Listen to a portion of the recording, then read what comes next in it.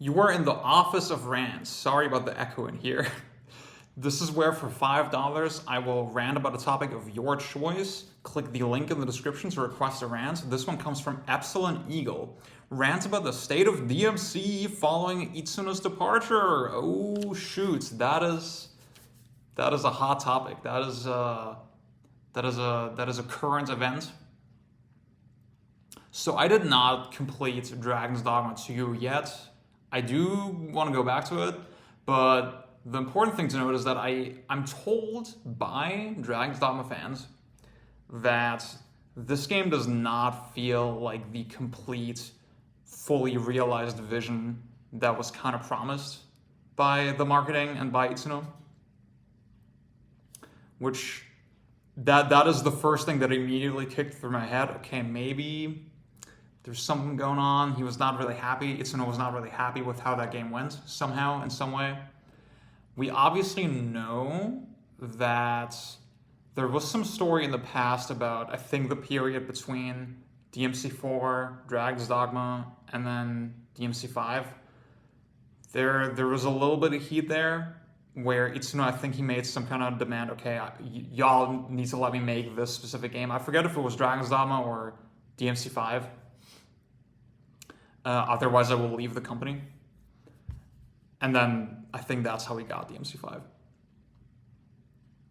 It's just really notable that you have to imagine that he's been at the company for so long. I can't imagine this was a Kojima situation where they were tired of him and tried to push him out. I have to imagine he must have had access to a lot of resources.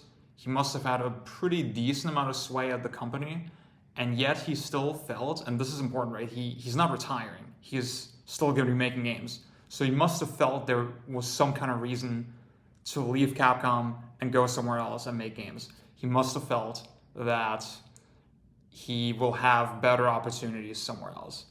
And I don't know, I can't imagine what the issue could have been. Was it just not enough time, not enough staff? I really want to know what happened with Dragon's Dogma 2. I think that game really is the key to understanding the situation. As far as this relates to DMC, a lot of people have already said this. I think a remake of some kind, probably DMC 1, maybe DMC 3, actually, because it's such a popular entry. And it's like, I think it's sort of a MGS Delta situation where, okay, this is chronologically the first one and such an epic, iconic game that for a lot of people this would have a lot of pull. I can sort of see that. But then obviously something like DMC1 is seen as clunky and outdated and blah, blah, blah, blah, blah by a lot of mainstream pundits.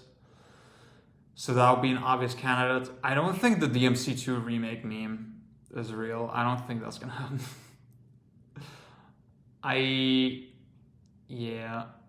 I've talked about this in, I think, the last Let's Argue, that I think with Capcom specifically, the whole remake thing seems like such an easy way to not have to design a game from scratch anymore. Obviously, they are new games. Resident Evil 2 Remake is a new game. 4 Remake is a new game. But they still benefit from having tested blueprints to kind of stick to. And I'm worried that without Itsuno, without someone, like without a strong figure that has all these ideas kind of sprouting out of him, that's inevitably what they kind of, have to resign to doing. Just remakes, just sticking to a template and then very carefully updating it. Now, that can still result in decent, worthwhile, whatever games. I would probably play a DMC1 remake even though I'm tired of remakes as like a concept.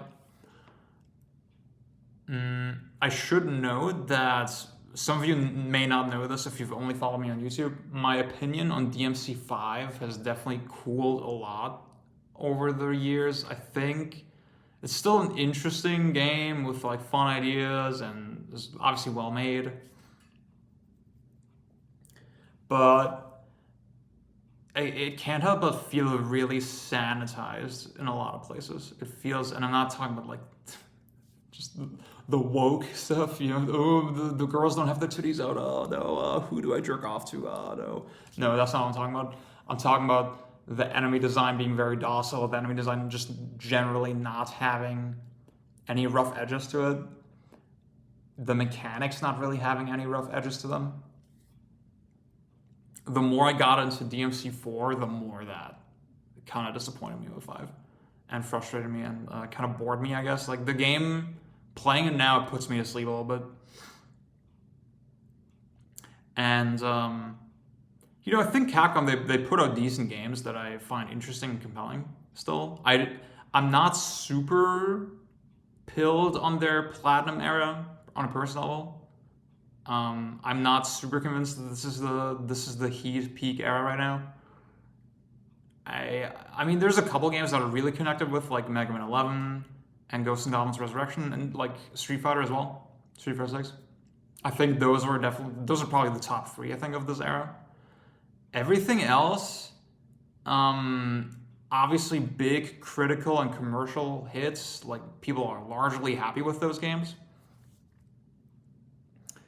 But I think there's a certain, one thing I always talk about is arcade movement, that games just feel a little snappy and direct, so they don't have a lot of this analog acceleration fucking business that if you just compare DMC 4 to DMC 5, DMC 4 just had 2 movement speeds, and that just makes it feel arcadey in a very surface level way, in a way that I kind of like.